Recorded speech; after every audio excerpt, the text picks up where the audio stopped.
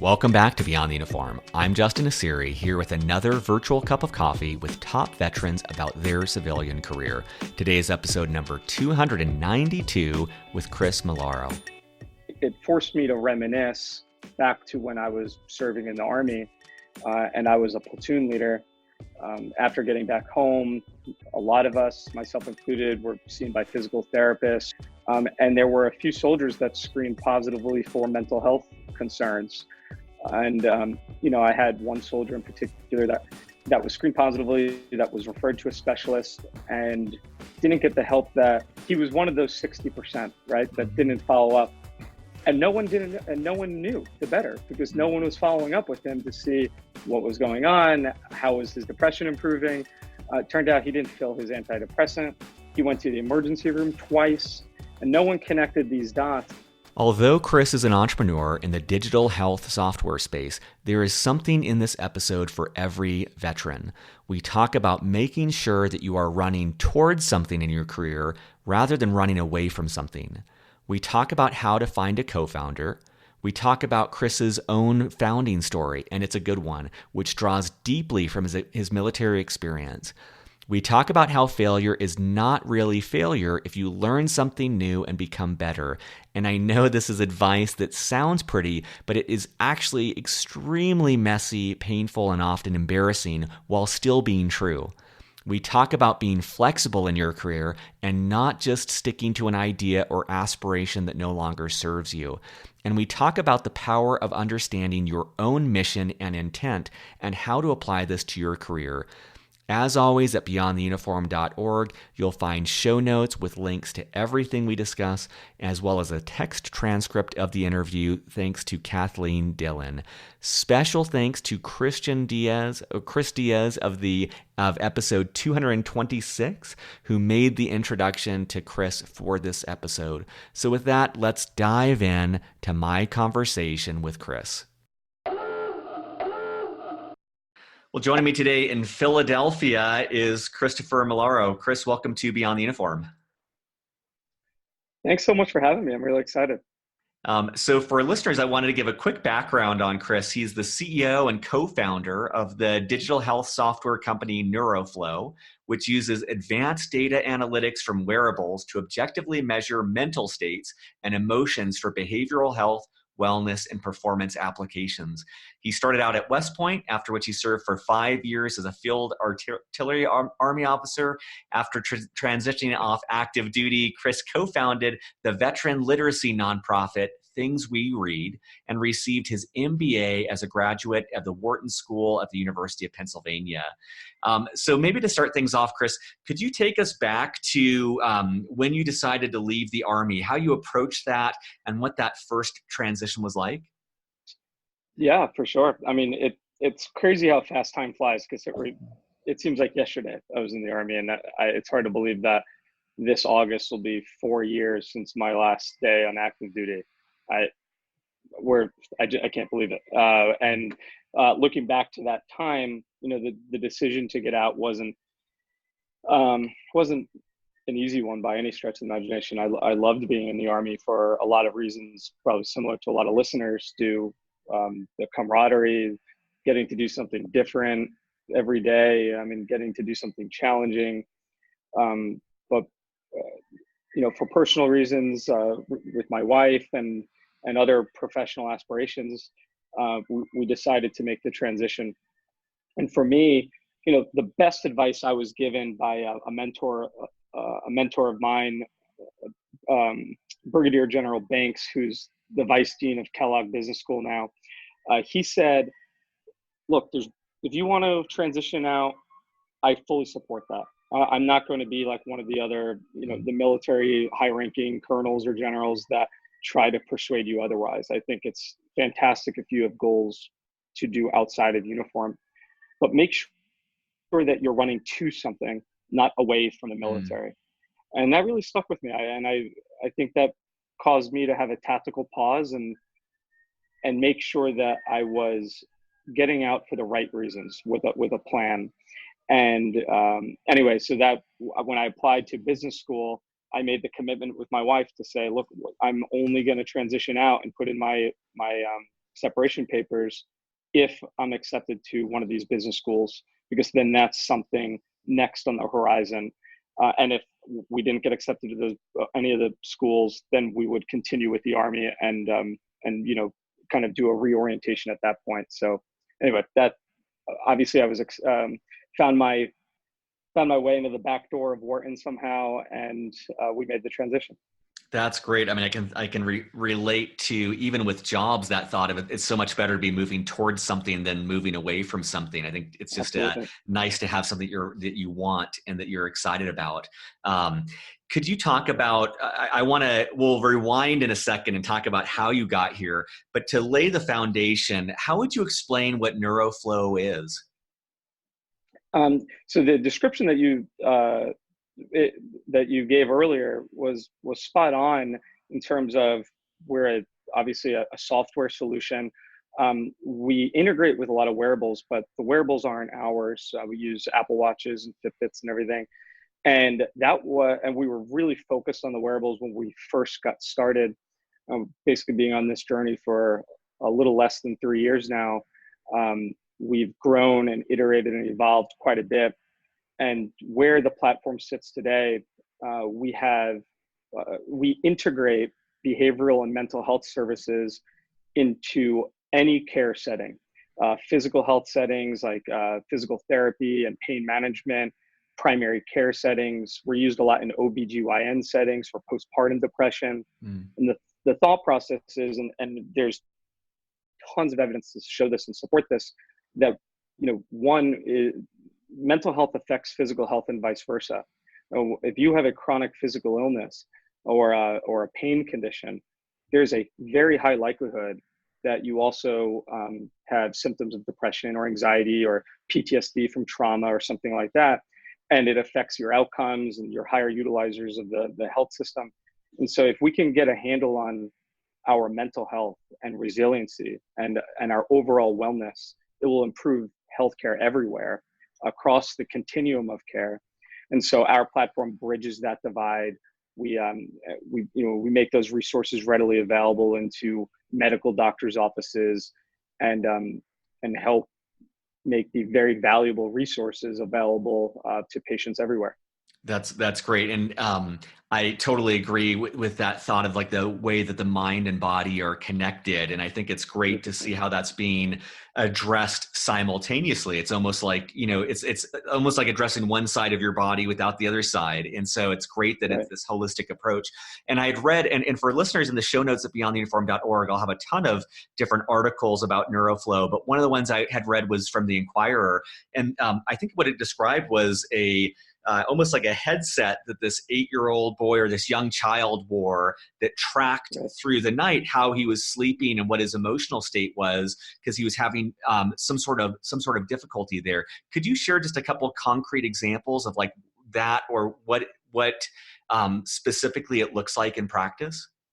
Yeah, absolutely. So the headset that you're referencing in that article is another example of those wearables that we integrate with. So the headset that the Inquirer article talks about is called the Muse headset, and it is a 5-electrode EEG headset that's Bluetooth enabled, so it's wireless, and it reads your prefrontal cortex of your brain, which is highly correlated to your emotional states, and so we could measure the real-time brainwave activity to quantify the stress and the relaxation levels of patients, so that they can understand their emotional state, but then also providers can in a more objective, measurable way. Like I said, the wearables have become a nice add-on feature. We're kind of at a point in the marketplace where we're finally recognizing that mental health and physical health deserve the same kind of investment and attention. We're still not at the place where a lot of people are comfortable with wearables or measuring and reading their brainwaves. So to give an example of how our technology works in a pain management setting, let's use as an example. So if I'm being seen for chronic pain, I might be seen on a monthly basis or every 90 days, are usually the standards. And, the doctor I'll go in, I'll see the doctor, is, how are you doing? How's your pain level? Here's another prescription for pain meds. Maybe here's some physical therapy or an injection or something like that. And they may or may not measure my depression or anxiety level with some scales, some like the PHQ-9 or the GAD-7. And that's like self-described, right? Is that kind of like the equivalent of like on a scale of, or you're answering like questionnaires to determine that, or? Yeah, exactly. Okay. They're questionnaires. Yep. So they're well-researched, validated questionnaires. I mean, you don't even, they've done a lot of research in people trying to gamify or to game them, like answer the way that you think you should to show a lower depression. And they're very, very difficult to game like that. So let's say hypothetically someone goes in there, let's say I'm a patient and I screen positively for depression, right? Very mild, but I'm still positive on the positive scale for depression. Today, the doctor may say, Chris, like, you also have depression. We should get you to a therapist because that depression is most likely affecting your pain as well. And then that's it. And then they give me a slip, say, here's a couple of therapists that you can go see. They may even write me an antidepressant, but that's it. And there's no follow-up with that. There's no follow-up with how's your depression progressing. We know that 60% of patients that are given a referral to a behavioral health specialist will never even go to their first appointment. Not their first. 60%. 60%. Wow, that's wild. So that's where we kind of come into the play here, and we automatically follow up with the patients. We make sure they're going to get the resources and access to the resources that are empirically proven to get a handle on their depression and to improve their outcomes. And what's really super exciting is that not only does it improve their behavioral health outcomes, but it also improves their pain outcomes as well. Wow. And that's what we're doing today with clinics around the country. So where did this all come from? Like, can you pinpoint a moment that was the birth of this idea? Yeah. So there are two main points that occur. So my first year of my MBA program, I'm in this technology fellowship. It's like an internship type situation. And there's a bioengineering PhD student that's also in that same program. And me and him get to know each other. And University of Pennsylvania has a business plan competition. And they say, come up with the next best technology and business plan that can help the healthcare system. So we start brainstorming different ideas that we can do. And that caused me to jog my memory of figuring out from my personal experience, where have I seen gaps in care?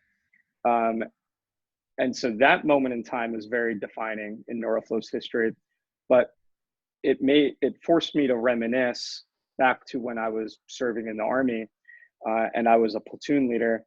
I had the privilege of not only serving in the Army, but getting to lead a platoon of soldiers who I still try to keep in touch with today. We had deployed to Iraq, and after getting back home, a lot of us, myself included, were seen by physical therapists, right? We're trying to get back to a 100% condition. And there were a few soldiers that screened positively for mental health concerns. And, I had one soldier in particular that was screened positively, that was referred to a specialist, and didn't get the help that he was one of those 60%, right? That didn't follow up. And no one knew the better, because no one was following up with him to see what was going on, how was his depression improving. It turned out he didn't fill his antidepressant. He went to the emergency room twice, and no one connected these dots to say, like, he has depression and PTSD, but isn't getting the appropriate care for himself. And, he lost his battle to depression and became a statistic. He became one of those 20 veterans that we read about. That was, it was a defining moment when I was a platoon leader, because to this day, it was it's my biggest leadership failure, frankly, because I think that situation could have been avoided if we had the appropriate monitoring tools and the appropriate access and engagement to these different types of care for him. But I didn't, at that point when I was a lieutenant, I didn't think it was going to lead to starting this company. It wasn't until I was in Penn and I recalled that memory that I said, I think that that's something that we can help. And anyway, Adam, who's that PhD, who's now my co-founder, we submitted the business plan to the competition. I think we had like a week to do the business plan. So needless to say, we didn't even make it to the next round. I think they laughed at it, but we thought that there was a real opportunity there to help the situation. And so we stuck with it, and here we are today. I love how it's born out of this insight of saying like, okay, we as a country even are failing people who are hurting, in that we're not, I almost view it as like bumper bowling. Like, we're not making it easier for them to get the help that they need. We're making it too easy for them to fall outside of help, and we're not giving them the support that they really deserve to become better. And so I love that pinpointing of that pain point from a very personal experience, then years later drives you to realize like, oh, there's maybe a solution here. And I also love, I was expecting, you kind of submit the business plan and then you get funding and that's it. But I even respect more that, you do this and you get laughed out of the room. And I'm wondering, how did you know to persist in spite of that? Because that is like a very early on failure, or maybe some negative validation. And I can imagine with all this ambiguity, someone else might have said like, you know what, maybe this isn't a great idea after all. So how did you guys decide to continue to pursue this? Yeah, the funny thing is, I guess we didn't know it at that point, but there would be a lot more failures to come that we would endure, that we'd learn from. And I don't know, I just think that the mentality that we've approached at the time, my co-founder and I, but now the team, we're a team of close to 30 employees. We try to approach this in the same mentality of, with every failure, a failure is not really a failure if you learn something new from it and you can become better for it. And as cliche as that may sound, and may be, it really is the truth. I mean, so we got a lot of really good feedback from that business plan competition that we lost, in terms of they asked a lot of really good, tough questions that we didn't have the answers to. But now at least we knew the questions that they were going to ask that we needed to think around. And so to answer your question though, about why did we persist and how did we find the mental strength to want to continue, I think because it wasn't about our solution, it wasn't about our business plan, it was about the problem we were solving. And if you looked at the statistic, part of the business plan is you did a bunch of market research, you looked at the statistics and how big this opportunity was. And it just became apparent that, from a dollar and cents perspective, we're talking about a $100 billion opportunity in terms of mental health disorders in the country. From a human perspective, you're talking about 1 in 5 Americans a year struggle with this. And that's the ones that we know of. So that's 45, 50 million people a year aren't getting the appropriate care, and they're struggling in many cases in darkness. And so, when those two things come together, when it makes sense from a financial perspective, I mean, when it makes sense from a human capacity perspective, and then when no one really has done it yet, the stars just aligned that we said, well, let's get our, let's get our shit together, for lack of a better term, and put a better business plan together, because there is a real opportunity here. And that's what drives us to this day. That's great. And I think that's a lesson for listeners, whether or not you aspire to entrepreneurship, that what I would call an iterative process of applying that business plan, getting rejection, learning about the weaknesses, and then shoring up those weaknesses. That's the same for job interviews. That's the same for pretty much any career path. But I think that your story, Chris, is a really good example of that, of just it's, you know, I always think of the weightlifting analogy of you're tearing muscle and rebuilding it stronger and tearing it and rebuilding it. And I'm sure you went through that process hundreds of times in this business plan. And then the other thing that's probably a little bit more apropos for aspiring entrepreneurs is, you know, you kept on coming back to, this is a big market size. This is a big problem. There's a lot of people we can serve by finding this solution, which isn't always necessary. But if you're looking to start a business that can grow, it's certainly a very, very foundational component. So I love that you said, hey, this is a massive problem that you experienced firsthand, and that you saw the numbers were representative across the world in the United States. That's great. Was there a turning point for you? Like I had read that you, your first round essentially was from winning, I think, 10 or more different business competitions. So I'd love to learn more about that, but also, like, more importantly, was there a point at which you felt like the momentum started to be in your favor? Yeah. So one, to build on what you said a second ago about the iterative process and whatnot, I mean, point in case about iteration and learning and adjusting is the fact that we've evolved and added so many more capabilities beyond just the wearables. Like, we still have the wearables there, and those are doing those things. But if we kind of stayed course and said, no, we're just going to do these wearables, we wouldn't be in business today, frankly, because the market didn't. It was too early for the market. It was almost like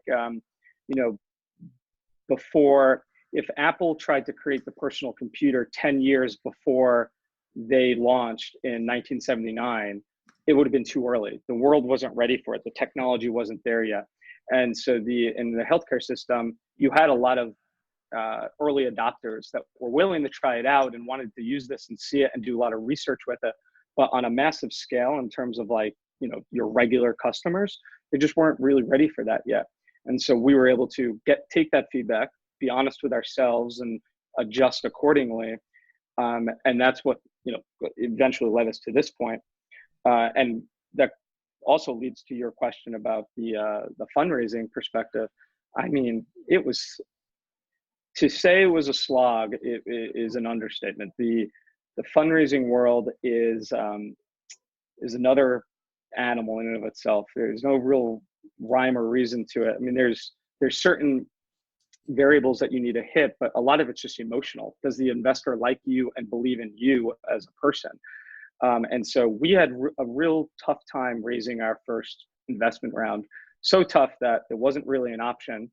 And because you have to find a way anyway, we competed in these business plan competitions nationally, and ended up winning $150,000 of all free money, no strings attached, just to keep the ship afloat, so to speak, hiring interns to build prototypes and those sort of things, which was just enough to get us to a point where, a real investor was willing to put larger capital behind this. And that's what led us to our first fundraising round of $1.25 million. But that $1.25 million round took maybe 12 months to raise, talking to investors, keeping them updated, hearing no's way more than yeses, and just finding a way to stay alive, for lack of a better term, until we were able to close that investment round. I love that resilience, and the two things I'll kind of point out, first for entrepreneurs, aspiring entrepreneurs, but then abstracting it, because I think it has a broader implication, is I love that you start with this idea of the wearable, and then you recognize, and I imagine it's a painful and difficult recognition, but you realize that's not where the business needs to go. And so you reluctantly let go of that and move on. And I can share from my own experience as an entrepreneur, times when I was more in love with my product than with my customer.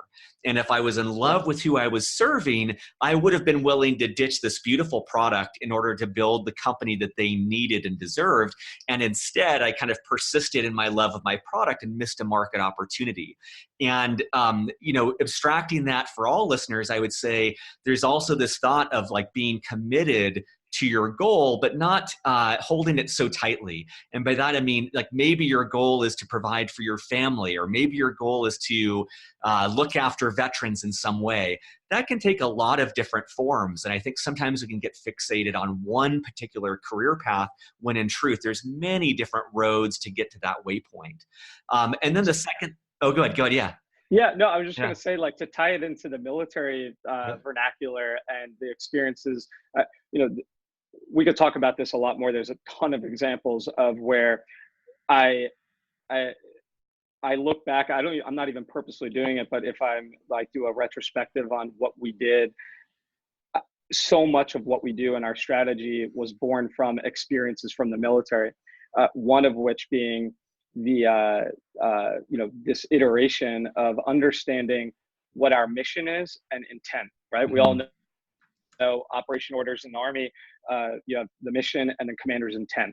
And so as long as you're meeting them, as long as you're accomplishing the mission and you're meeting the intent, it doesn't really matter how you get there, as long as you get there. And so in the course of, if you're in Iraq and you're trying to secure a town and you have a whole beautiful mission set up and like you're going to go down this route and then flank this position, when it hits the fan, that mission goes out that strategy goes out the door, and you're just getting the mission done at that point and meeting the intent.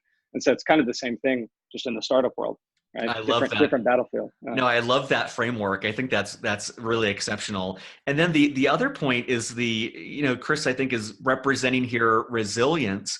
And I would say that of the 280 plus people who have been on the show, rarely is it a straightforward path, and rarely is it a slam dunk success from the start. And I say that for every potential career path, not just entrepreneurship.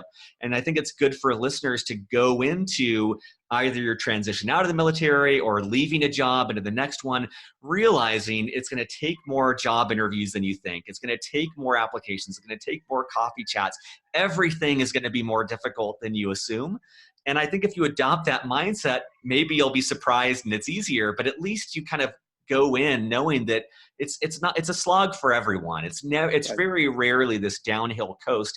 And the one last thing I'd say on that too is I think most of us coming from the military, we don't want to coast. We don't want it to be easy. It's almost like if you were to just kind of out of the gates get the funding, or out of the gates get your dream job, maybe your sights are too low, or maybe you're not going in the right direction. And we all like a challenge because we grow from that. So I hope it's encouraging for people and not discouraging to hear stories like Chris's, where it's not just this instant success. And it sounds like, Chris, even once you obtained through, beg, borrowing, and stealing this $150,000, it's not like you were then out of the woods. It's not like all your problems were solved. Like where did things go from there?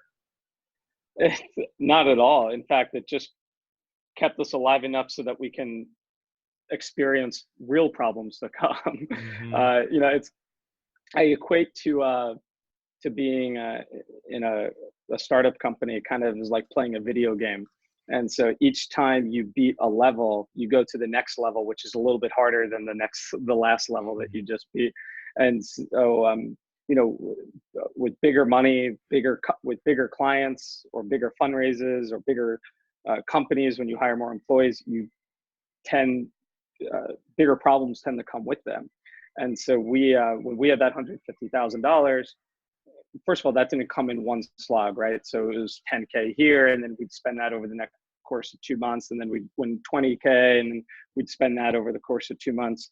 And there were many, many cases that we didn't know if we would be able to pay our interns, and we told them, like, please stick with us. Like, I promise that this is going to be worth it in the end. In fact, we had all of our interns, some of them were master's levels, some of them were bachelor's levels, but they were all going to graduate in May. And I told them not to look for jobs because I wanted to hire them full time.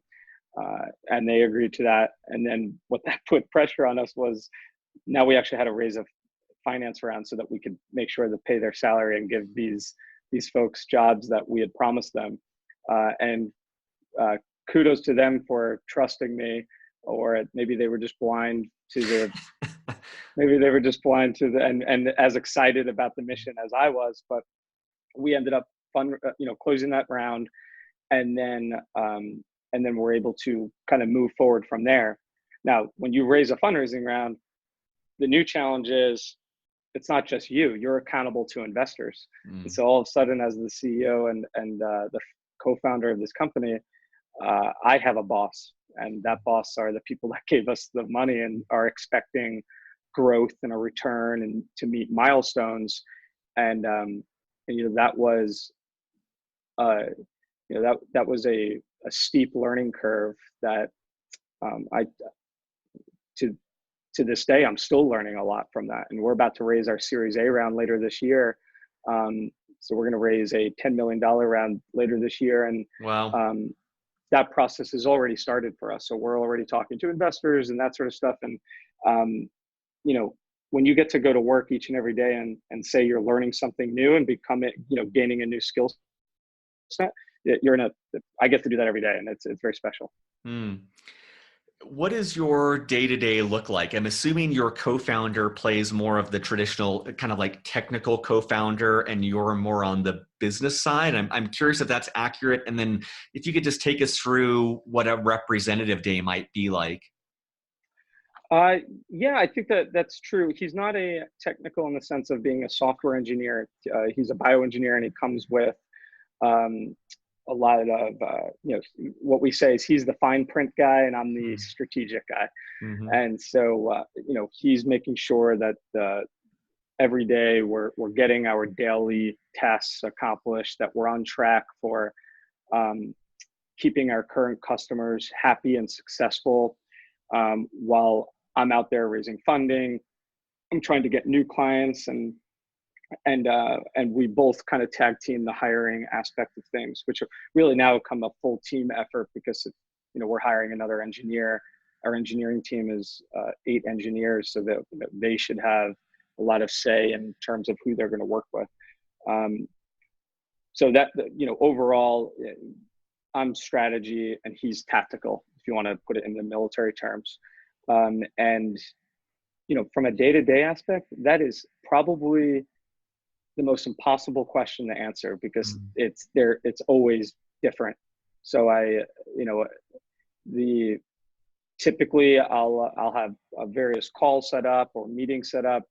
I tend to travel a lot, not because I would have to, but I always prefer face-to-face meetings. So if a CEO of a hospital is interested in using NeuroFlow, I'd much rather have a face-to-face coffee chat with him or her rather than a call. So it's whatever we're doing from day to day. It's always putting out many fires, making sure that we have forward progress, and making sure that first and foremost our customers and the patients that are using the platform, we're up to over 10,000 now have been invited to the platform, are happy with their experience. Tell me if this is correct, but one of the things I perceive about your business and I love businesses that are like this is you're kind of 1 degree removed from the front lines. And it's not like you're manufacturing the hardware that's used. You're manufacturing the software that integrates with lots of different hardwares, which seems like it de-risks the business a little bit because you're like you're the Wizard of Oz. You're like the person behind the curtain making use of these devices and really focusing on the analytics and in the interpretation of the information that they're collecting. Is that somewhat accurate? Yeah, I think that's actually, so an analogy I use in like when we're in a sales meeting with a doctor, I say, usually I tell my story and how I got involved with this in the first place. And I said, look, coming from the military, I view you as the doctor, the provider, as being on the front lines. You are doing, you're doing the hard work day in and day out to accomplish your mission, which is taking care of patients. I view myself as a support element in helping you do that more effectively. I think that resonates with them, and it certainly puts it in the perspective for me and the rest of our team to always appreciate kind of where we are in that mix and what our mission is to do every day. Because frankly, when it comes to our technology really doesn't mean anything. I mean, to your point, it's not about our product, it's about the customer. And so as long as we're solving their problems and making them more effective, then we're doing our job, whether that's with our technology or if we can manually do something for them. I mean, I've had some of our customer success officers, myself included, have gone on site with doctors to help make sure that them and their patients knew how to use the technology. And when you're in a technology company, hopefully you don't have to do that. But we're dedicated enough to want to do that, at least in these early days, so that we're successful, they're successful, and the mission's accomplished. And one of the age-old questions I'd love your feedback on is, for people who aspire to entrepreneurship, whether or not to pursue an MBA. And what advice would you have for listeners approaching that decision? So it's absolutely not necessary. You can learn everything that you need to be as an entrepreneur on the job. And if you're coming from the military, 90% of your skills in the military are applicable to being an entrepreneur. I mean, if you think about it, as a CEO, I have to make the strategy and the vision for the company. Then I have to put the best people on my team to execute that strategy and vision. And then I have to make sure that we have the resources and that we're to get it done and that we're actually on target for the mission. To me, that sounds a lot like being in a military, executing a mission, making sure that we have the ammunition and the food and the fuel, that we have the properly trained people, and that we have the right mission designed, right, or the right strategy designed to accomplish our mission. It's this very similar. So an MBA is not necessary. The reason why I chose to do the MBA, and looking back on it, I think I would do it over again, is because it's, similar to the military. You're not going to enlist right away and then be deployed the next day, right? You're going to have a certain amount of training so you can become proficient with the basics, that you can work on the building blocks of being a proficient soldier before fighting a war. And it's the same aspect of being in the business world. I didn't feel personally that I had the basics down to be proficient in being a business leader. I mean, I didn't know what these terms like pre-money, post-money, capitalization tables. You could research those and Google those and teach yourself. That's fine. But I wanted some sort of formal training behind that stuff before I felt comfortable taking investors' money and before I felt comfortable hiring people that were going to view NeuroFlow as their full-time jobs. And so that, looking back on it, I loved my MBA experience. It was a phenomenal experience. It was a lot of fun. I have some of my best friends from the experience, and I would do it over again. If I'm being honest, I don't think it's a requirement. And what advice do you have about finding and vetting a co-founder? Were you like in a class and you were sitting next to each other and you like kind of look at each other like, hey, do you want to work together on this project? Or how did you, what advice do you have about how someone might find that co-founder? So again, he was in the engineering school for his PhD and I was in the business school, and there's kind of this weird, environment on Penn's campus with Wharton and the rest of the other schools. So Wharton, the business school, is almost in its bubble. They call it the Wharton bubble. So you can easily, if you're in Wharton, you can easily go to business school and never talk to anyone else in the rest of the school, and be fine. I mean, I think most people do that. I didn't want to do that. I wanted to get other experiences with the engineering school, with the law school, the medical school. And so I purposely put myself into certain clubs and fellowships that would force me to have those other interactions. And so I was in this one fellowship called the Insight Fellowship. And it was a technology fellowship where we collaborated with other schools on technology projects. And that's where Adam, my co-founder, was also a part of that fellowship. And so the question is then, that's where we met and how we met, how we decided we'd be adequate partners in being in this marriage together. Because frankly, that's what it is. Me and him we're both married, but we spend so much more time with each other than we do with our wives. Mm. And when it comes down to it, we're very similar in the sense that we both have passion for what we're doing. We both see the vision, and we both have a certain amount of patience and perseverance in order to move forward and drive forward. That's where our similarities end. We're very complementary from a skill set perspective. Like, he's much more patient. He's much more level-headed. I mean, he was in his PhD program. I could never get my PhD, I don't think. So he's much, we're very, very different in the way that we think. You don't have to look different. Me and him, we even look different. I mean, I don't have any tattoos. He has a giant sleeve tattoo. I mean, we're just very, if you looked at the two of us side by side, you would say they're business partners. But then when you get to know us and you work, and, with the way that we work together on the team,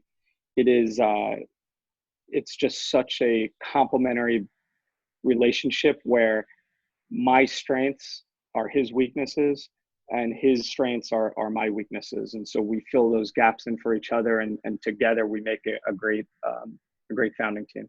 Mm. Are there any resources that have helped you? That could be books, podcasts, movies, conferences, anything that you would recommend to listeners, especially thinking of those who are maybe deployed right now, something that they could get their hands on in the next couple of weeks that has helped you? Yes, absolutely. I didn't always love reading, but I read one of my favorite books is Malcolm Gladwell's Outliers. That book inspired me and a fellow platoon leader to start the company, the nonprofit Things We Read, to try to inspire soldiers that same newfound love that I had. Anyway, that sent me down this rabbit hole of asking other leaders and business leaders and entrepreneurs what their favorite books are. And so, I mean, 0 to 1 by Peter Thiel is a great one. Walter Isaacson's biography of Steve Jobs. I love that book. It's great just to kind of get a sneak peek into one of the greatest technology and entrepreneurs' minds of our generation, maybe of all time, is great. There's Grow Bigger. I forget who the author is there, but Grow Bigger is a book about entrepreneurship and growing your business and kind of having this bigger mentality. Having the mentality right now, even NeuroFlow is only 30 employees, acting like you're 300 or 3,000 employees and growing into that mentality. Grow Bigger is a fantastic one. I love podcasts. So How I Built This with Guy Raz on NPR. Reid Hoffman does one, Masters of Scale. Reid Hoffman is the founder of LinkedIn. And then if you're an entrepreneur and you're thinking about starting your own businesses, there's a bunch of resources out there specifically for veterans. Bunker Labs has been a big resource for us in terms of just networking and being introduced to investors and that sort of thing. I mean, I guess long story short, I could go down. There's a much longer list than what I just labeled. There's a ton of resources out there. And so, you know your needs and your interests and kind of what gaps you need to fill. If you do the research and you poke around enough, you'll find what you need out there to help you. That's great. And for listeners, I'll have all of those linked to in the show notes for the episode. Also, I'll have a link to the founder of Bunker Labs was on the show, and I'll put his episode in there because there's a lot to learn from that organization. And I love too just the thought of, and I think a lot of guests talk about this on the show. I think when you leave the military, it's accepting that you are 100% responsible for your own education, your own learning. And at least my experience in the military was a lot of that was given to me. I was given training. I was told what I needed to know. And it was just kind of like eating the food that was given to me. And I love this thought of transitioning to saying like, oh, I need a little bit more of this or a little bit more of that. And I think that Chris laid out a bunch of great resources for you. So I know we're at the end of the time, and I always like to keep the last question open-ended.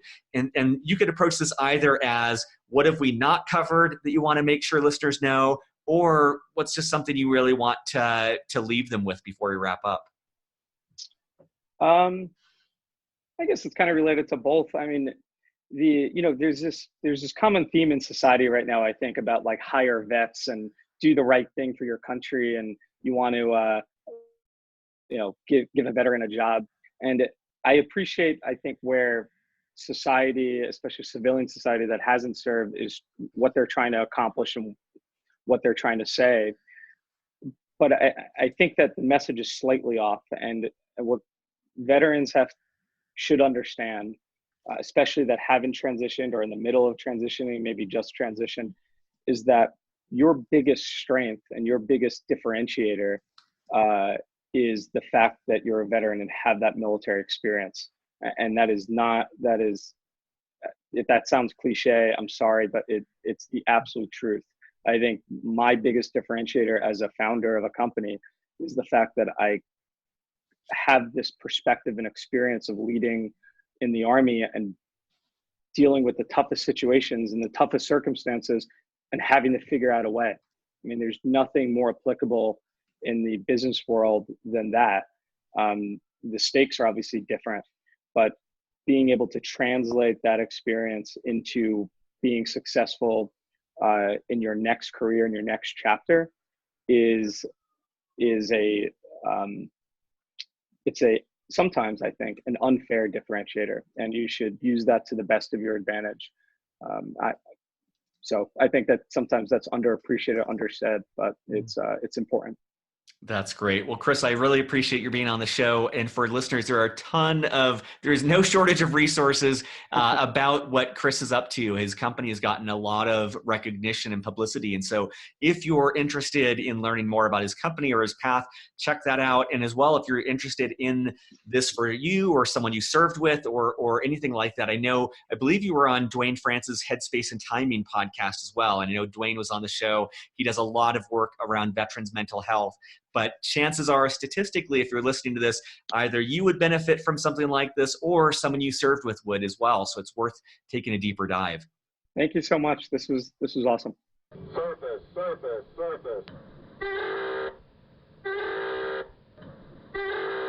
Thank you so much for listening. I hope you enjoyed this episode. Quick couple admin points.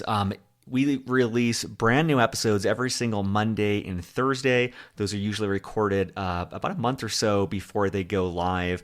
Every Monday and Thursday, we have an interview, usually almost always with a military veteran about their civilian career. More and more, we're starting to add in experts who may not be veterans, but may have some expertise that will help the military veteran community. Saturdays, I typically post more of a behind the scenes episode, which is a free form format. I try to use what I'm calling a mullet format. And by that, I mean business up front, party in the back, talking through admin points, professional topics related to the podcast. It might be a conversation I had that week. It might have been an interview I had that week, but just trying to share things that are top of mind that may help you in more of a free form, straight from the heart format. And then the party in the back is the personal side of things, just kind of more free flowing thoughts on life, on improving oneself, just kind of whatever's going on in life and trying to be authentic and honest about those things as well. Special thanks. We have an all volunteer army of people behind Beyond the Uniform making this possible. We do this on our lunch breaks, on our evenings, on our weekends, because we love the military community. We want to give back. We want to make a difference. We want that as part of the purpose in our life that we valued in the military. So special thanks to Steve Bain. Steve does pretty much everything. He helps secure guests. He does our newsletter. He keeps the reels rolling and keeps me sane. Kathleen Dillon, the first person to join our team. She writes text transcripts of every single episode. It's wild. She keeps up with 2 of these a week despite a demanding career and education right now. But those transcripts help us get more SEO value, helps her audience more. Andrew Woolridge is our data guru. He helps us understand the numbers, which is the easiest way for us to figure out how we can better support you, and adds kind of the data oversight for that. Rick Healy does all of our social media. He is gaining more and more of an audience for us by getting our videos, getting our podcasts out on social channels. The best way to stay in contact with us is if you go to beyondtheuniform.org, there is a newsletter.